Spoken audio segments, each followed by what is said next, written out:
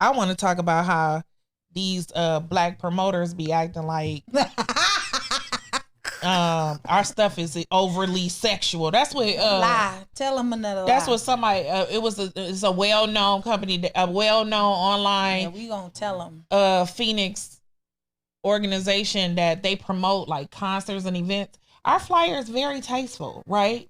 There's no boobs or nothing hanging out of it.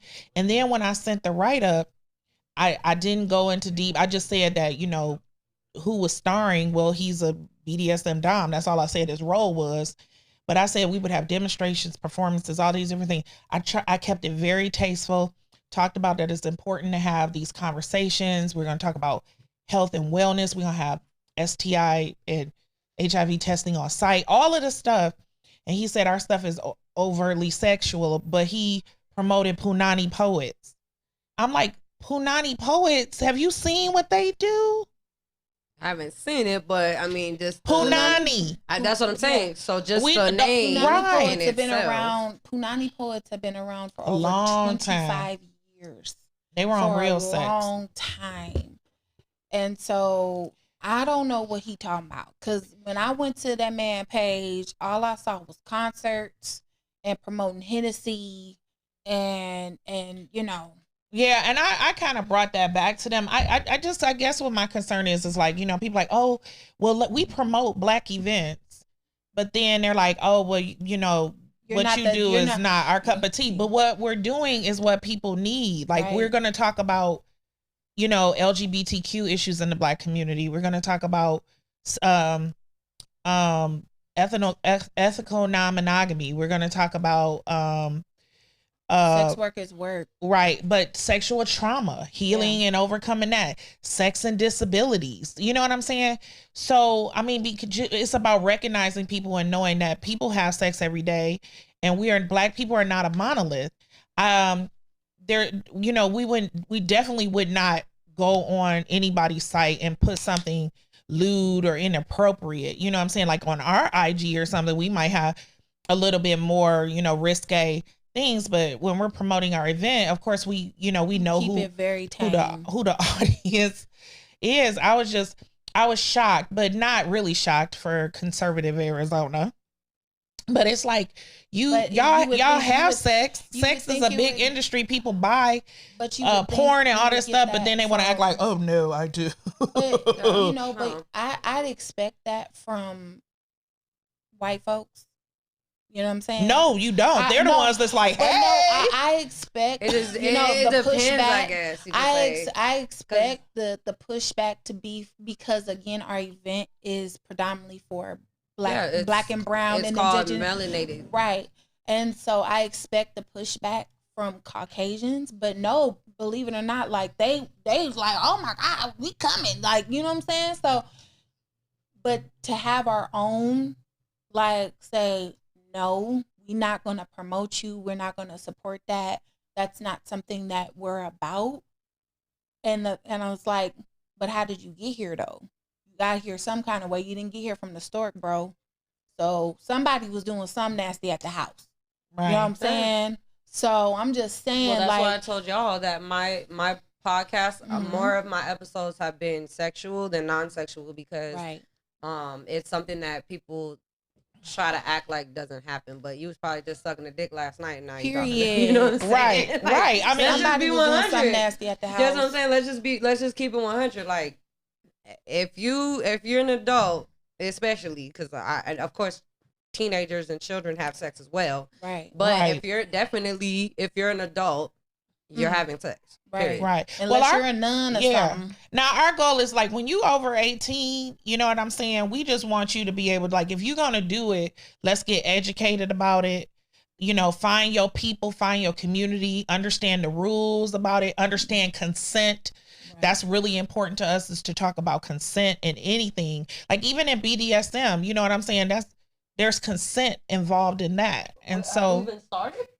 Yeah. Oh my gosh, but I haven't even. Well, you still gotta practice it. I get it, but I was like, we haven't opened up the episode. Like, hey. I know we always do that. We end up talking and then we just be like, welcome. I was kind of thinking about it too. I'm like, Wait, we getting into some deep conversations. I know. Have we started yet? I'm like, we already You talking. listen. We get ready. We get busy. We be ready. Give us a mic. We ready to talk. Let's I'm like, talk. Okay. I just was bringing up. It was It was new stuff. I was waiting on him to put y'all stuff up and then be like, okay, boom. Yeah, it's new stuff. I'm just venting because I'm just totally shocked. That's all. That you would think because so many people are excited, and I'm gonna tell you this right now. Like when you're a new business or you're new doing something, people are like, they on the fence. Mm-hmm. And then when it's a success, then I really be like, I knew you could do it. I really feel like after that, yeah. Fleek and I, that's something that we talk about all the time with Song Lab, with mine, Amanda's Authenticity. Okay, you have a podcast. What's it about?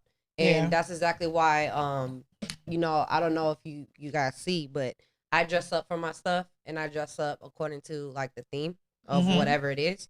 Right. Just because I try to find something that's different from other podcasts. Like I said, there's no type of censorship on my podcast. People curse on here. People say bitch, told niggas. They do. They say everything on my. There's pretty much. You give them the autonomy to be themselves. Exactly. I don't say, okay, let's have this script be scripted, or please don't. No. Like, if this is how all of yours all unscripted? Hmm? Oh, okay. Every one of my podcasts has just been freestyled. I let my guests know prior to even coming on that, like, okay, we're gonna be talking about sex. And I've had some people tell me, no, I don't feel comfortable talking about sex on camera or talking about sex in a podcast. And then there's other people that are like, hell yeah, and I've, like I said, it's funny because we just kind of had an idea, like Fleek and I talked about it, but it actually has been really successful talking about sex because there's so many different. There's layers. It's nuanced. Yeah, there's so many different opinions on it, and there's so many different ways of looking at it. Like, I learned something that I didn't know about. One of my guests had said something about she doesn't consider herself like to be gay or straight. She bases her relationship non-binary, like in the spectrum of like. Oh, non-binary. Well, that's more your identity. She's talking about orientation, right? Well, what she said is that she has sex with you based on your personality.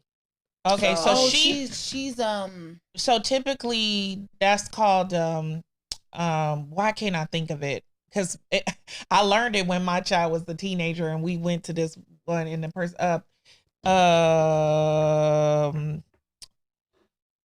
something sexual.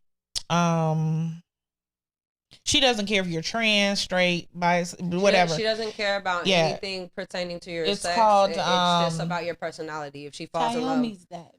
What do you call it? Remember what they Pangea? Yeah. They said pansexual. Yeah. I always think that's how I remember her Pangea.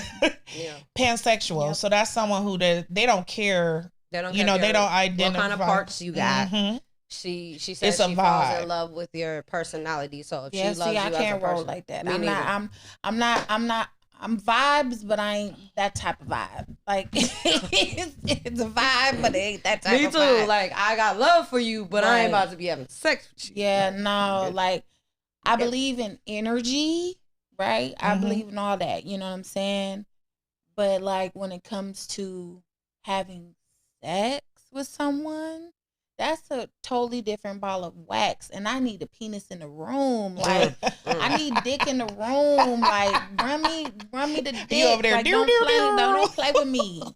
Don't play with your girl. Like, I need the dick in the room. Bring me the dick.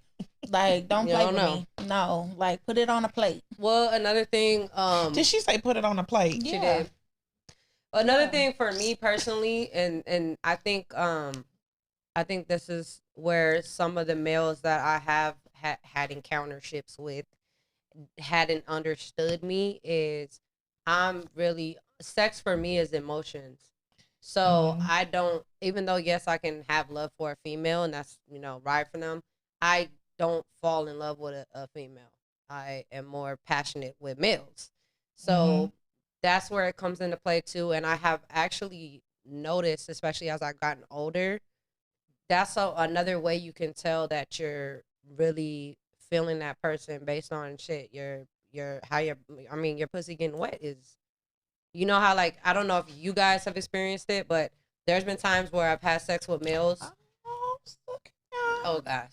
I've had sex with males, and not that it doesn't get wet, but there's been other males where it's wetter. So there must be some type of more passionate, more connection behind it, and that's where I base my sexual encounters.